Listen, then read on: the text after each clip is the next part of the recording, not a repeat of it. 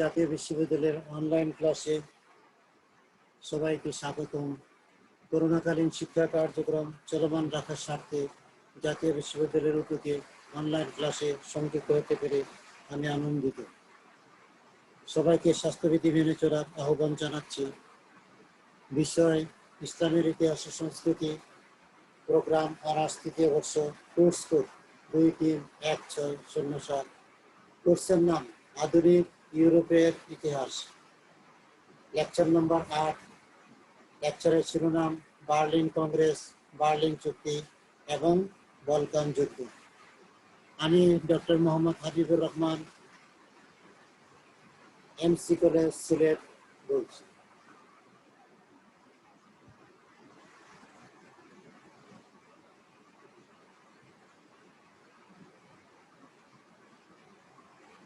সুপ্রিয় শিক্ষার্থীবৃন্দ, সূচনাতে বলেছি আজকে লেকচারের শিরোনাম ছিল বার্লিন কংগ্রেস, বার্লিন চুক্তি এবং বলকান যুদ্ধ। সুপ্রিয় শিক্ষার্থীবৃন্দ, বার্লিন কংগ্রেস ও বার্লিন চুক্তি কি? নিকট প্রাচ্য সমস্যা নিয়ে 1877 খ্রিস্টাব্দে পুনরায় তুরস্ক সুলতানের সঙ্গে রাশিয়ার যুদ্ধ সংগঠিত হয়। রাশিয়ার আগ্রাসী নীতির কাছে পরাজিত হয় তুরস্ক। রাশিয়া একতরফা ভাবে চুক্তির কিছু শর্ত তুরস্কের উপর চাপিয়ে দেয়। এটি ছিল সেন্ট-স্টিফেনুর চুক্তি। এই চুক্তিতে এমন শর্ত ছিল যে এই চুক্তি বাস্তবায়ন হলে শুধু তুরস্ক নয়, গোটা ইউরোপের নিকট রাশিয়া হুমকি হয়ে দাঁড়ায়। ফলে ইউরোপীয় শক্তিবর্গ এই চুক্তি প্রত্যাখ্যান করে। এবার মধ্যস্থতায় এগিয়ে আসেন নিরপেক্ষ জার্মানির নেতা ওটো ফন বিসমার্ক। তার প্রচেষ্টায় জার্মানির বার্লিন শহরে ইউরোপীয় শক্তিবর্গের একটি কংগ্রেস বা বৈঠক বসে। উদ্দেশ্য হলো সেন্ট-স্টিফেনুর চুক্তি পুনর্বিবেচনা করা।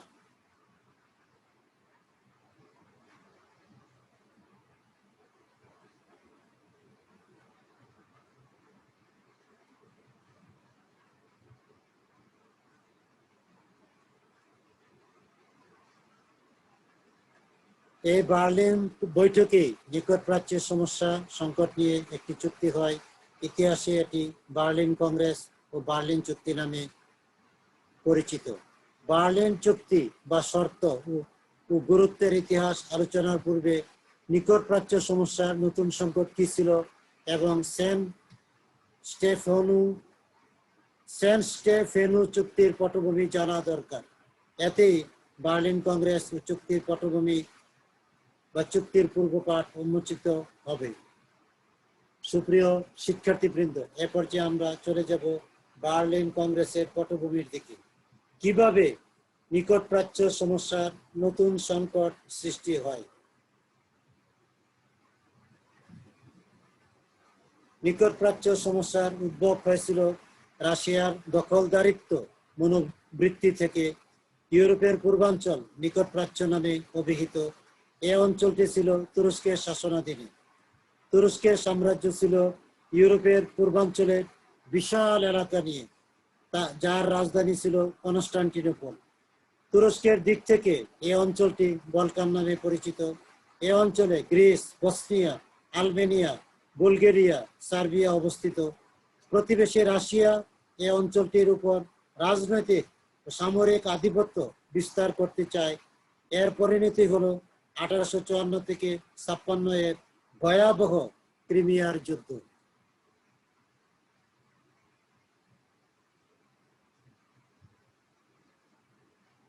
প্যারিসে অনুষ্ঠিত চুক্তির মাধ্যমে ক্রিমিয়ার যুদ্ধের সমাপ্তি ঘটে, কিন্তু নিকট প্রাচ্যে রাশিয়ার আগ্রাসী নীতির অবসান ঘটেনি।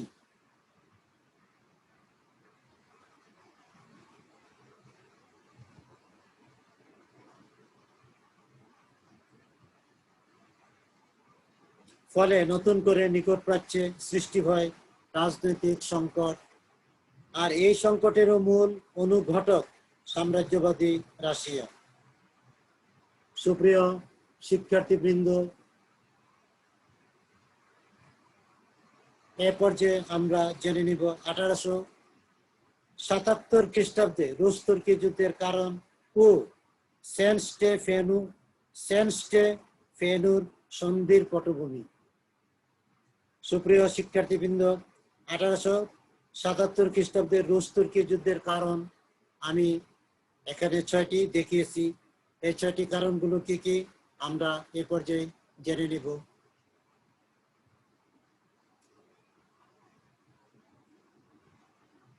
এই 6টি কারণ: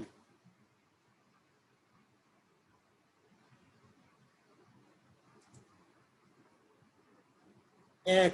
অতৃপ্ত রাশিয়া। 2. তুর্কি সুলতানদের প্রতিশ্রুত শাসন সংস্কার তানজিমাত। 3. বলকান জাতি গোষ্ঠীর মধ্যে জাতীয়তাবাদ আন্দোলন ও খ্রিস্টান মুসলিম বিরোধ। 4. রাশিয়া কর্তৃক পূর্বের প্যারিস চুক্তি প্রত্যাখ্যান। 5.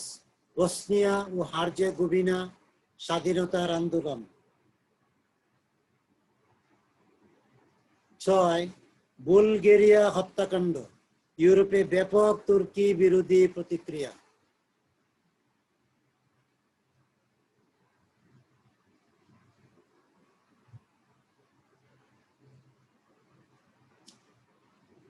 সুপ্রিয় শিক্ষার্থীবৃন্দ, এ পর্যায়ে আমরা চলে যাব এই যে 6টি কারণ দেখেছি, 6টি কারণ খানিকটা বিশ্লেষণের দিকে।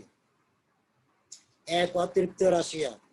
1854 থেকে 56 খ্রিস্টাব্দে ক্রিমিয়ার যুদ্ধে রাশিয়া পরাজিত হয়। এ সময় রাশিয়া সাম্রাজ্যের ক্ষমতায় জার উপাধি সম্রাট দ্বিতীয় আলেকজান্ডার। যুদ্ধে পরাজয়ের পর ফ্রান্সের প্যারিসে যে সন্ধি হয়, স্বাভাবিকভাবেই এই সন্ধি চুক্তির শর্ত রাশিয়ার অনুকূলে ছিল না। এই অতৃপ্ত রাশিয়া পুনরায় বলকান জাতিগোষ্ঠীর উপর প্রভাব বিস্তারে ব্রতী হয়। একই সঙ্গে ভূমধ্যসাগরীয় অঞ্চলে সামরিক কর্তৃত্ব সৃষ্টি করতে অগ্রণী হয়। আবার চুক্তির শর্তানুসারে কতিপয় শর্ত তুরস্ক সমাধান করতে পারেনি। এ শর্তের অন্যতম ছিল তুরস্কের অভ্যন্তরীণ শাসন সংস্কার। সুপ্রিয় শিক্ষার্থীবৃন্দ, এ পর্যায়ে আমরা চলে যাব তুর্কি সুলতানদের প্রতিশ্রুত শাসন সংস্কার তান্ত্রিকবাদ সম্পর্কে কিছুটা বিশ্লেষণের দিকে। তুরস্ক সাম্রাজ্যে উসমানীয় বংশের ইউরোপীয় ঐতিহাসিকদের নিকট অটোমান সাম্রাজ্য উসমানীয় বংশের সুলতানদের দ্বারা শাসিত হচ্ছিল। 18 শতকে শিল্প বিপ্লব, ফরাসি বিপ্লবের প্রভাব ইউরোপের অন্যত্র বিস্তার লাভ করে নতুন এক আধুনিক ইউরোপের সৃষ্টি করে। কিন্তু উসমানীয় শাসনাধীনে ইউরোপের পূর্বাঞ্চলে নতুন ইউরোপ বা আধুনিক ইউরোপের ভাবধারা সৃষ্টি হয়নি। বিগত প্যারিস সন্ধিতে তুরস্ককে শর্ত দেওয়া হয়েছিল যে তার অধীনস্থ বলকান অঞ্চলে স্বায়ত্তশাসন প্রদান করবে।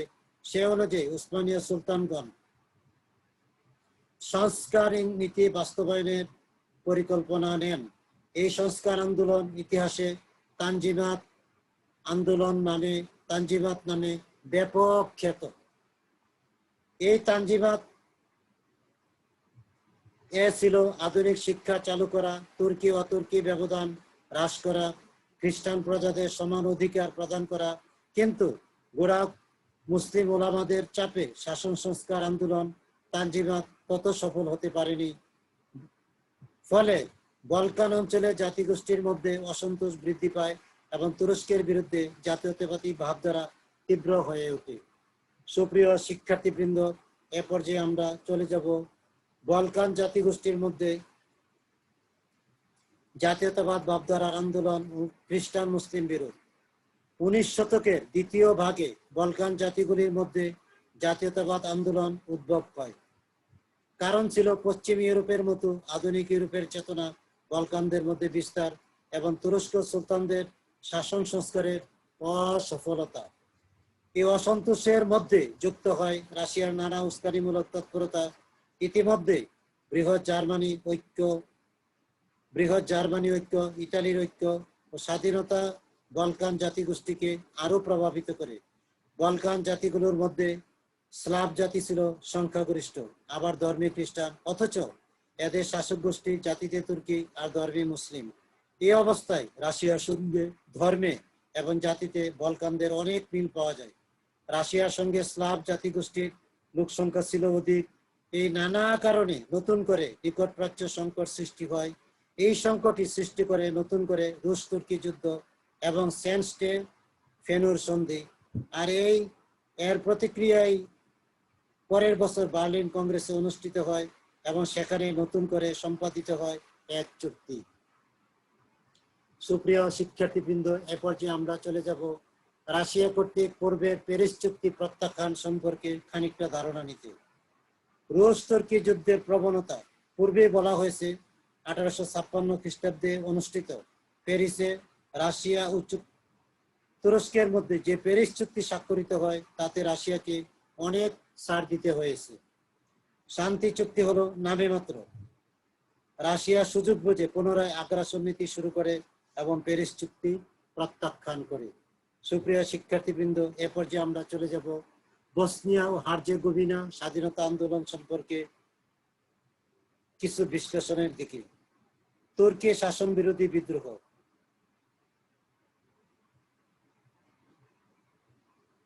সুপ্রিয় শিক্ষার্থীবৃন্দ,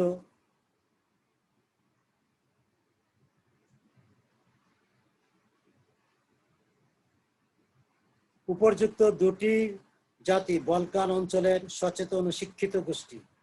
1875 থেকে 76-এর দিকে বসনিয়া হার্জেগোভিনা তুরস্কের বিরুদ্ধে স্বাধীনতা আন্দোলনে ডাক দেয়।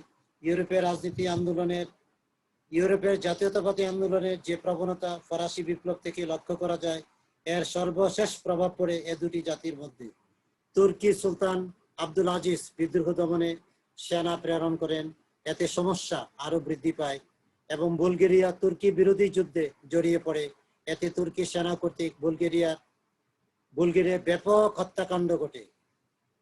এবার বুলগেরিয়া হত্যাকাণ্ড ইউরোপের ব্যাপক তুর্কি বিরোধী প্রতিক্রিয়া। সুপ্রিয় শিক্ষার্থীবৃন্দ, বুলগেরিয়ার আন্দোলনে প্রায় 12,000 নিরস্ত্র মানুষ মারা যায়। তুর্কি মুসলমান সেনা কর্তৃক বুলগার খ্রিস্টানের হত্যাকাণ্ড ইউরোপের ব্যাপক তুর্কি বিরোধী জনমত সৃষ্টি হয়। এমনকি তুরস্কের মিত্র ইংল্যান্ডও ক্ষোভ প্রকাশ করে। যদি আনুষ্ঠানিকভাবে ব্রিটিশ প্রধানমন্ত্রী ডিসরেলি কোনো তুর্কি বিরোধিতা করেননি, কিন্তু ইংল্যান্ড সহ ইউরোপের সাধারণ মানুষের মধ্যে ব্যাপক প্রতিক্রিয়া সৃষ্টি হলে ইউরোপের রাষ্ট্রগুলো বলকান বিষয়ে নজর রাখে। ইংল্যান্ড সক্রিয়ভাবে কখনো তুরস্ক সাম্রাজ্যের বিপক্ষে যায়নি। কারণ ছিল দুটি। প্রথমত, তুরস্কের বিরুদ্ধে গিয়ে নতুন শত্রু হিসাবে রাশিয়াকে বলকান এলাকায় ডেকে আনা হবে অধিক বিপজ্জনক। দ্বিতীয়ত, ভারতে ব্রিটিশ সাম্রাজ্যের মুসলমান প্রজাদের নিয়ন্ত্রণে রাখার জন্য ইংল্যান্ড তুরস্কের মুসলিম সুলতানদের প্রতি ইতিবাচক মনোভাব পোষণ করত। যা হোক, তুরস্ক কর্তৃক বুলগারদের প্রতি দমন নীতি প্রয়োগ করায় রাশিয়াকে তুরস্ক আক্রমণের সুযোগ এনে দেয়। এই ছিল 1877 খ্রিস্টাব্দের রুশ তুর্কি যুদ্ধের কারণ ও পটভূমি। সুপ্রিয় শিক্ষার্থীবৃন্দ, এ পর্যায়ে আমরা চলে যাব রুশ তুর্কি যুদ্ধের ঘটনাবলীর দিকে।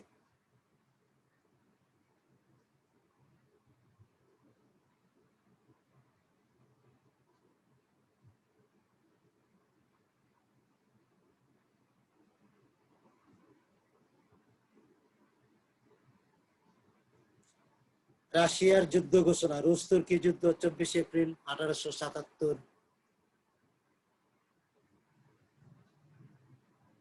সুপ্রিয় শিক্ষার্থীবৃন্দ, পূর্বেই বলা হয়েছে রাশিয়া 1856 খ্রিস্টাব্দের প্যারিস চুক্তি পরবর্তীতে অস্বীকার করেছিল। একই সঙ্গে বলকান অঞ্চলে যুদ্ধ বাঁধিয়ে তুরস্ক সাম্রাজ্য খণ্ড করে সেখানে রুশদের আধিপত্য বিস্তার নীতি গ্রহণ করে।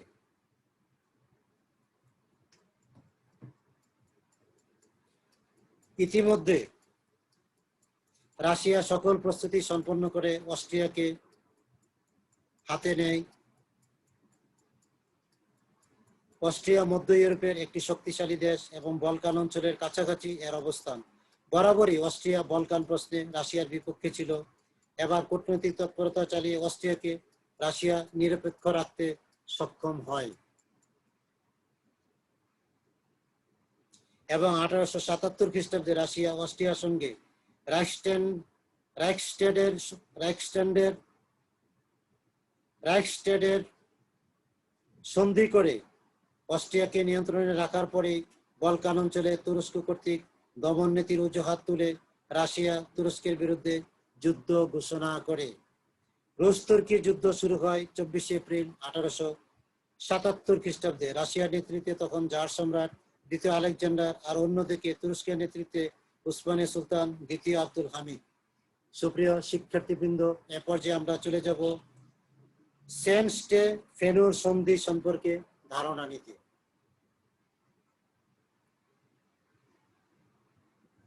1878-এর 24 এপ্রিল রুশ তুর্কি যুদ্ধ শুরু হয়ে প্রায় 1 বছর চলে। 1878-এর 3 মার্চ তুরস্ক যুদ্ধ ক্ষান্ত দিয়ে সন্ধি চুক্তিতে বাধ্য হলো। এ যুদ্ধে তুরস্ককে সহযোগিতা করার জন্য এবার ইউরোপের কোনো দেশ এগিয়ে আসেনি। বিগত 1854 থেকে 55 সময়কালে ক্রিমিয়ার যুদ্ধে সরাসরি ইংল্যান্ড ও ফ্রান্স রাশিয়ার বিপক্ষে তুরস্কের পক্ষে যুদ্ধে অংশ নিয়েছিল। ফলে রাশিয়া পরাজিত হয়ে প্যারিস চুক্তিতে বাধ্য হয়েছিল। এবার একক শক্তি তুরস্ক, যা ইতিমধ্যে ইউরোপের রুগ্ন ব্যক্তি হিসাবে চিহ্নিত, আর রাশিয়াকে পরাজিত করতে পারেনি। রুশ বাহিনী লুবনা নামক স্থান দখল করে সুলতান আব্দুল হামিদের রাজধানী কনস্টান্টিনোপলে অগ্রসর হয়। ইতিমধ্যে ককেশাস ও দানিয়ব অঞ্চল রুশ সেনা কর্তৃক দখল হয়ে যায়। তুরস্ক সুলতান বাধ্য হয়ে এক সন্ধির দ্বারা এ যুদ্ধ মীমাংসা করতে চাইলেন। আধুনিক ইউরোপের ইতিহাসে রুশ তুর্কির এই চুক্তি সেন-স্টে-ফেনুর চুক্তি বলে অভিহিত। এই সন্ধির শর্ত শুধু তুরস্ক না, ইউরোপের ভবিষ্যৎ নিরাপত্তা সম্পর্কে ছিল হুমকি স্বরূপ। এই চাপিয়ে দেওয়া শর্তের প্রতিক্রিয়া সৃষ্টি করে পরবর্তী বার্লিন কংগ্রেস ও বার্লিন সন্ধি। এবার দেখা যাক সেন-স্টে-ফেনুর চুক্তিতে কি কি শর্ত বিদ্যমান ছিল। সেন-স্টে-ফেনুর শর্তাদি তুরস্ক সাম্রাজ্যের অস্তিত্বের সংকট।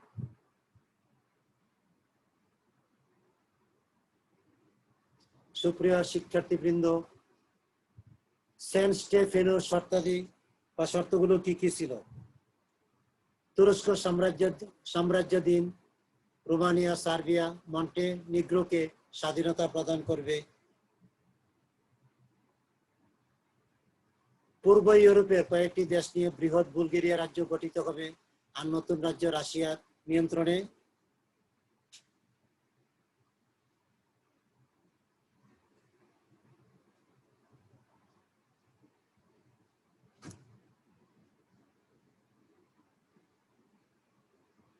নতুন রাজ্য রাশিয়ার নিয়ন্ত্রণে থাকবে। 3, তুরস্কের অধীন ফার্সে বাটন বেসারাবিয়া অঞ্চল রাশিয়ার শাসনে চলে যাবে। আর্মেনিয়ার একাংশ রাশিয়া লাভ করবে। যুদ্ধের ক্ষতিপূরণ তুরস্ককে পরিশোধ করতে হবে। এই সেন-স্টে-ফেনুর চুক্তির প্রতিক্রিয়া এবং এই চুক্তিকে পুনর্গঠনের জন্য ইউরোপের শক্তিবর্গ আরেকটি বৈঠকের চিন্তা ভাবনা করতে থাকে। এই চিন্তা ভাবনার ফসলই বার্লিন কংগ্রেস বা বার্লিন সম্মেলন।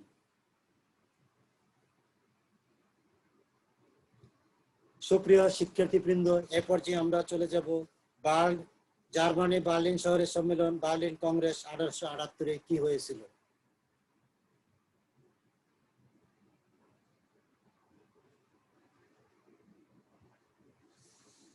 পূর্বেই আলোচনা করা হয়েছে যে সেন-স্টে-ফেনুর চুক্তি পুনর্বিবেচনার জন্য ইউরোপীয় শক্তিবর্গ বার্লিন শহরে মিলিত হয়।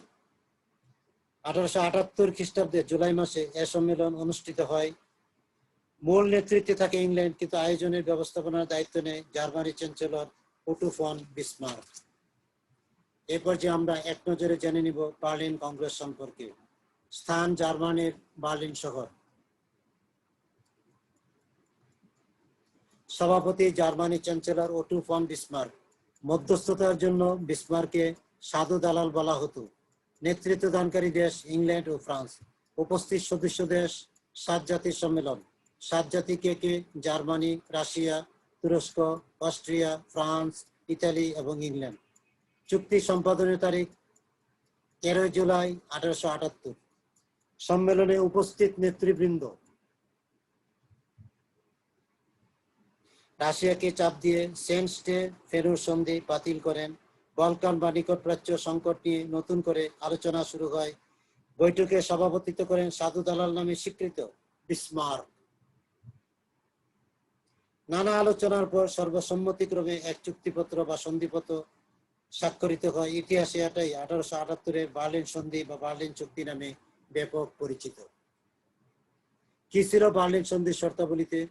1878-এর 13 জুন জার্মানি বার্লিন শহরে বার্লিন সন্ধি স্বাক্ষরিত হয়। প্রথমেই সদস্যবৃন্দ বলকান অঞ্চল নিয়ে 1878 খ্রিস্টাব্দে যে চুক্তি স্বাক্ষরিত হয়েছিল, অর্থাৎ সেন্ট স্টেফেনো চুক্তি, তা বাতিল বলে ঘোষণা করে। বার্লিন চুক্তিটি সারমর্ম করলে দাঁড়ায় যে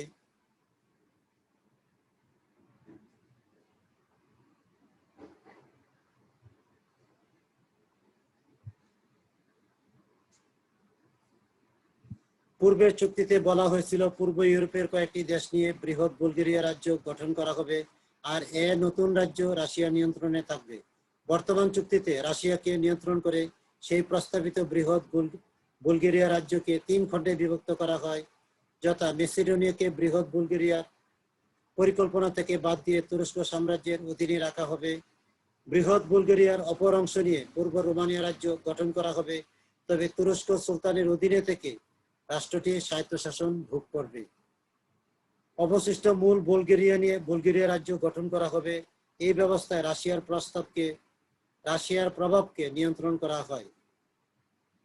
বার্লিন চুক্তিতে বলকান অঞ্চলের শক্তিশালী রাষ্ট্র রাশিয়াকে দেয়া হলো ফার্স, বার্টন এবং বেসারাবিয়া। বার্লিন চুক্তির তৃতীয় শর্ত ছিল অস্ট্রিয়াকে বলকান অঞ্চলে প্রবেশাধিকার দেয়া। এ শর্তে শক্তিশালী অস্ট্রিয়াকে বলকান অঞ্চলের গুরুত্বপূর্ণ দেশ বসনিয়া হার্জেগোভিনাকে অস্ট্রিয়ার অধীনে ন্যস্ত করা হলো।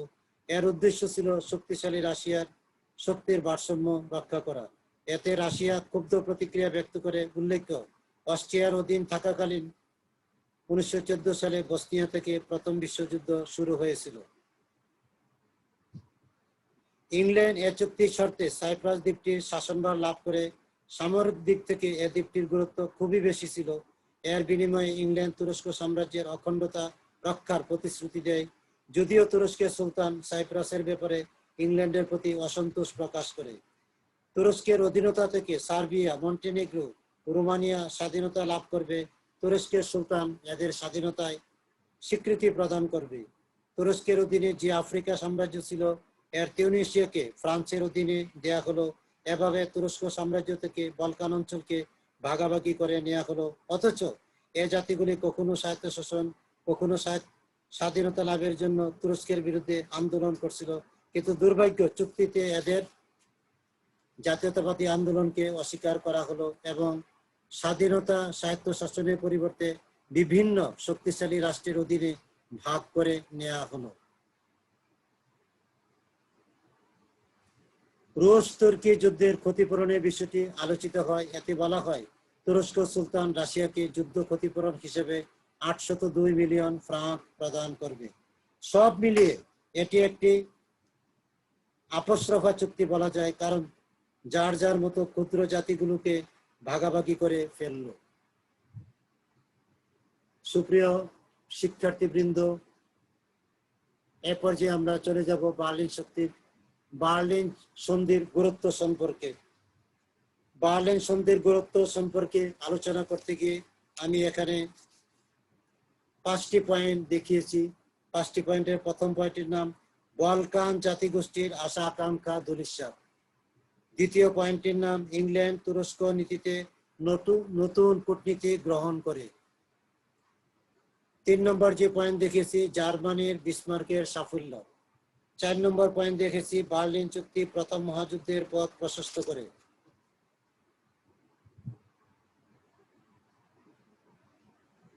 4 নম্বর দেখিয়েছি তুরস্ক ইংল্যান্ডের মিত্রতা ত্যাগ, জার্মানির সঙ্গে বন্ধুত্ব লাভ। 5 নম্বর পয়েন্ট দেখিয়েছি বার্লিন চুক্তি প্রথম মহাযুদ্ধের পথ প্রশস্ত করে। সুপ্রিয় শিক্ষার্থীবৃন্দ, এ পর্যায়ে আমরা চলে যাব এগুলোর বিশ্লেষণের দিকে। প্রথমে আমরা চলে যাব বলকান জাতিগোষ্ঠীর আশা আকাঙ্ক্ষা ধূলিসাৎ এই পয়েন্টের উপর খানিকটা ধারণা নিতে। বার্লিন কংগ্রেসের পর ইউরোপীয় কূটনৈতিক সম্পর্কের পথ আরো অবনতি ঘটে, সৃষ্টি হয় অবিশ্বাস। অস্ট্রিয়া বলকান এলাকার নতুন করে প্রভাব বিস্তার করে, ফলে বসনিয়া হার্জেগোভিনা নিয়ে সার্বিয়ার সঙ্গে অস্ট্রিয়া সম্পর্কের অবনতি ঘটে। এদিকে জার্মানিও আর নিরপেক্ষ থাকেনি, গড়ে উঠে অস্ট্রিয়া জার্মানি ঐক্য। তুরস্কের সুলতান সামরিক প্রশিক্ষণ, আধুনিক শিক্ষা নিতে জার্মানির দ্বারস্থ হন, ফলে অস্ট্রিয়া জার্মানির ঐক্যের সঙ্গে যুক্ত হয় তুরস্ক। গড়ে ওঠে ত্রিশক্তি মিত্র জোট। ফলে 20 শতকের গোড়ায় পৌঁছে শান্তি স্থাপনের পরিবর্তে বার্লিন চুক্তি ভবিষ্যতে একটি বিশ্বযুদ্ধের পথ প্রশস্ত করে। বার্লিন চুক্তি পরবর্তী ইতিহাস পর্যালোচনা করলে দেখা যায় এই বলকান সমস্যা থেকেই প্রথম বিশ্বযুদ্ধ শুরু হয়েছে।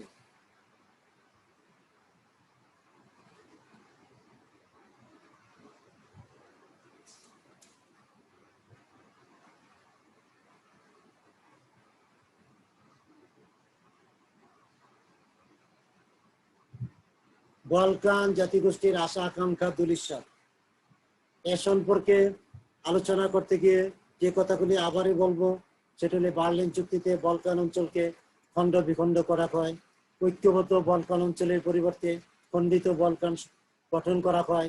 এতে বলকান জাতিগুলোর মধ্যে যে জাতীয়তাবাদ গড়ে উঠেছিল তা ধ্বংস করা হয়। তুরস্কের অধীন ঠিকই বলকান অঞ্চলে ভাঙ্গনের সূচনা হয়, কিন্তু সে জাতিগুলো স্বাধীনতা লাভ না করে পুনরায় অন্যের অধীনে চলে যায়। সুপ্রিয় শিক্ষার্থীবৃন্দ, এ পর্যায়ে আমরা চলে যাব দ্বিতীয় পয়েন্টের দিকে।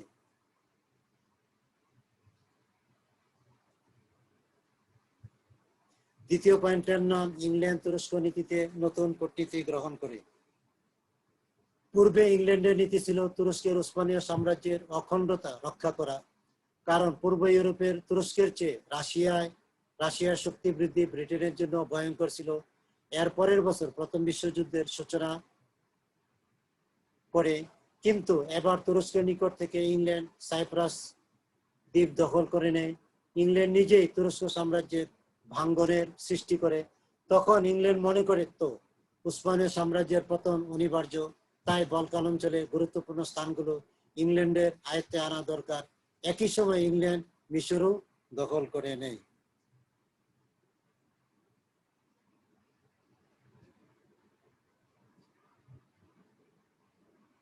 সুপ্রিয় শিক্ষার্থীবৃন্দ, এ পর্যায়ে আমরা আলোচনা করব জার্মানির বিসমার্কের সাফল্য সম্পর্কে কিছু ধারণা নিতে। বার্লিন কংগ্রেসের আয়োজক ছিল জার্মানির বিসমার্ক। জার্মানির বিসমার্ক দক্ষ কূটনীতিক হিসেবে ইউরোপের রাজনীতিতে আবির্ভূত হন।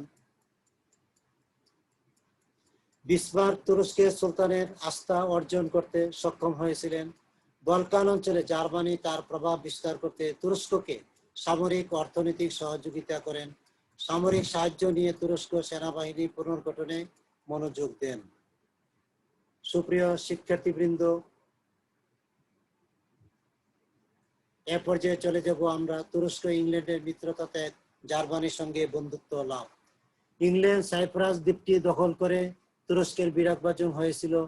তুরস্কের যে অখণ্ড রাখার নীতি এতদিন ব্রিটিশরা পোষণ করত তা থেকে দূরে সরে আসে। সেই থেকে ক্ষুব্ধ তুরস্ক ইংল্যান্ডের মিত্রতা ত্যাগ করে জার্মানির দিকে আকৃষ্ট হয়।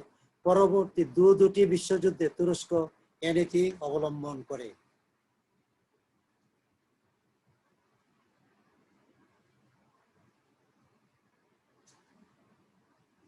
সুপ্রিয় শিক্ষার্থীবৃন্দ, বার্লিন চুক্তি প্রথম বিশ্বযুদ্ধের পথ প্রশস্ত করে। এ পয়েন্টটি সম্পর্কে পূর্বে একটু আগে আলোচনা করেছিলাম, আবারও আলোচনা করছি। বার্লিন কংগ্রেসের পর ইউরোপীয় কূটনৈতিক সম্পর্কের পথ আরো অবনতি ঘটে। অস্ট্রিয়া বলকান এলাকায় নতুন করে প্রভাব বিস্তার করে, ফলে বসনিয়া হার্জেগোভিনা নিয়ে সার্বিয়ার সঙ্গে অস্ট্রিয়ার সম্পর্কের আরো অবনতি ঘটে। এদিকে জার্মানিও আর নিরপেক্ষ থাকতে পারেনি। অস্ট্রিয়া জার্মানি ঐক্যের সঙ্গে যুক্ত হয়ে তুরস্ক গড়ে উঠে ত্রিশক্তি মিত্রজোট। এরপর শান্তি স্থাপনের পরিবর্তে বার্লিন চুক্তি ভবিষ্যতে একটি বিশ্বযুদ্ধের পথ প্রশস্ত করে।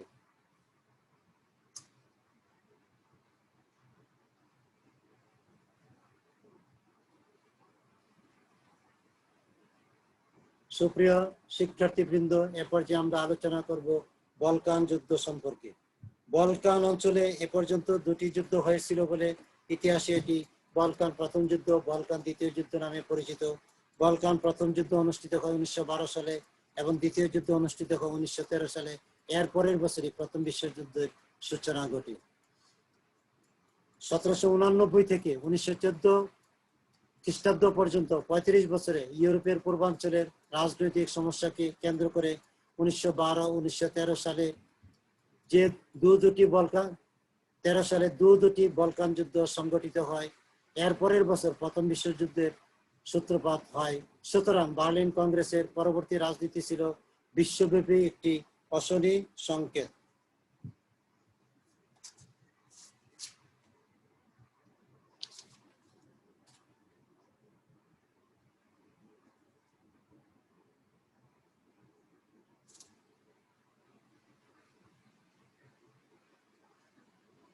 (1789 থেকে 1914 সাল পর্যন্ত 35 বছরে ইউরোপের পূর্বাঞ্চলের রাজনৈতিক সমস্যাকে কেন্দ্র করে 1912 সালে এবং 1913 সালে যে দুটি বলকান যুদ্ধ সংগঠিত হয় আর এর পরের বছর প্রথম বিশ্বযুদ্ধের সূচনা করে। সুতরাং বার্লিন কংগ্রেসের পরবর্তী রাজনীতি ছিল বিশ্বব্যাপী একটি অশনি সংকেত, যার ফলাফল মানব জাতির ইতিহাসে ধ্বংসলীলা, একটি গ্লোবাল বা বিশ্বযুদ্ধ। সুপ্রিয় শিক্ষার্থীবৃন্দ, 1789 থেকে 1914 সালে প্রথম বিশ্বযুদ্ধ পর্যন্ত ইউরোপে না কোনো যুদ্ধ বিগ্রহ হয়নি বটে, কিন্তু নিকট প্রাচ্যের বলকান জাতির মধ্যে বিরাজ করছিল অশান্ত রাজনীতি।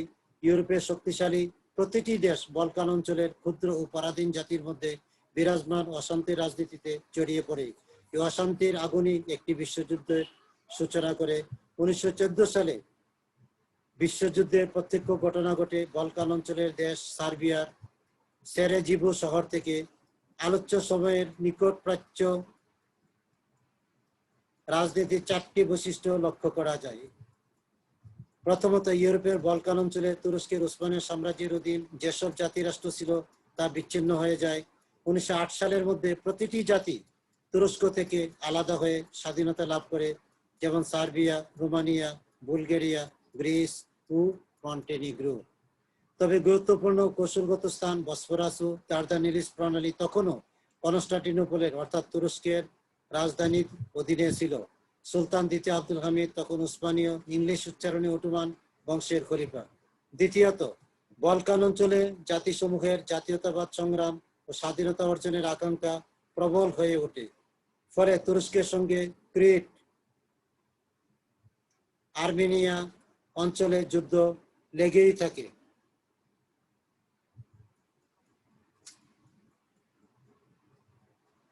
আর নতুন বন্ধুরাষ্ট্র জার্মানি তুরস্ককে সর্বদাই সহযোগিতা করতে এগিয়ে আসে।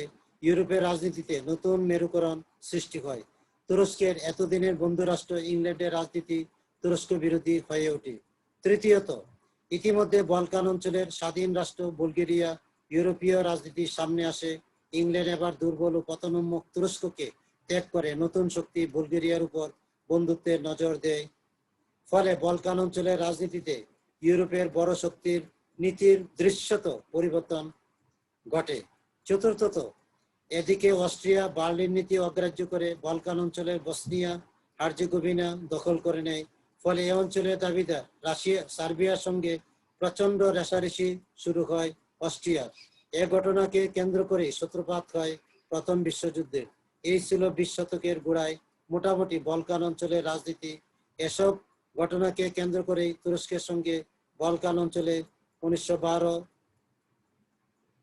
সালে প্রথম বলকান যুদ্ধ এবং 1913 সালে দ্বিতীয় বিশ্বযুদ্ধ, এ দুটি যুদ্ধ বেঁধে যায়। অতঃপর 1914 সালে ঘটে যায় প্রথম বিশ্বযুদ্ধ।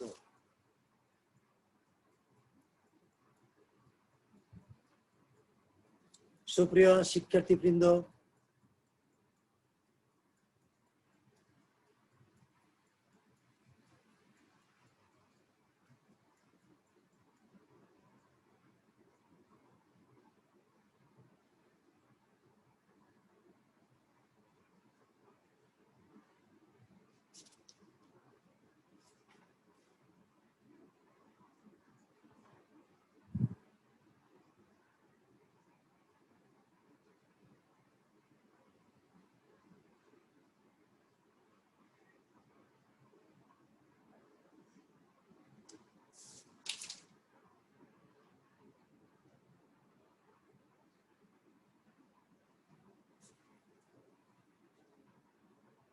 বার্লিন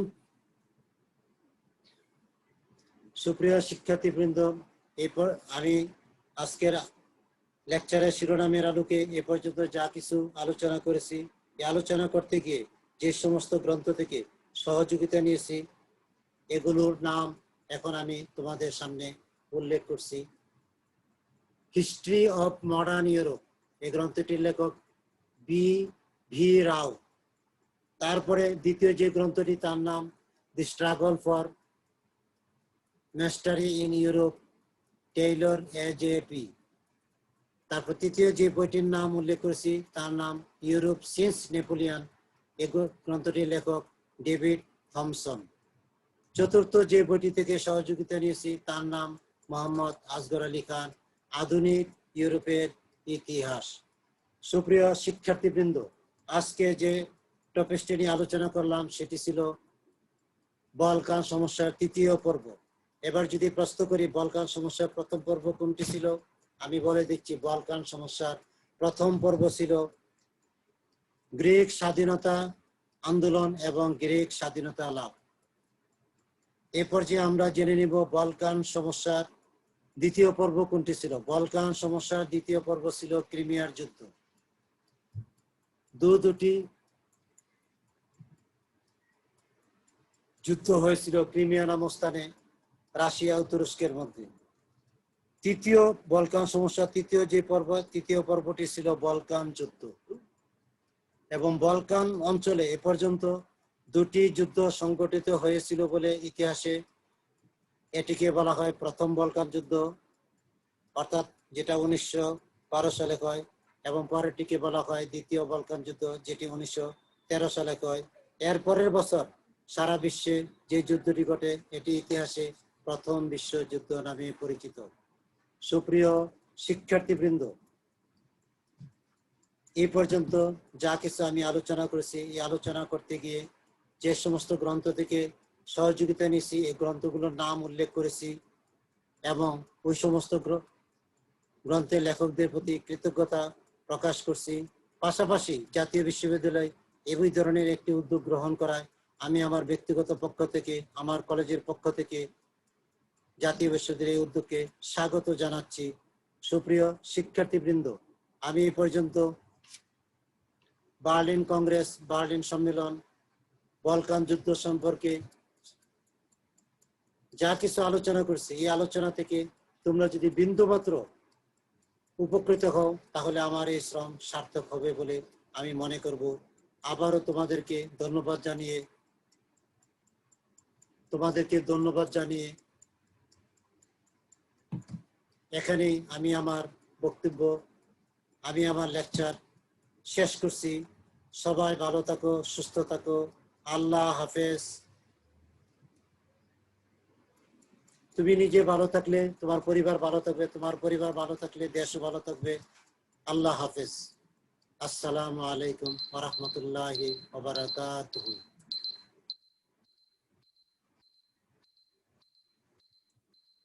আসো।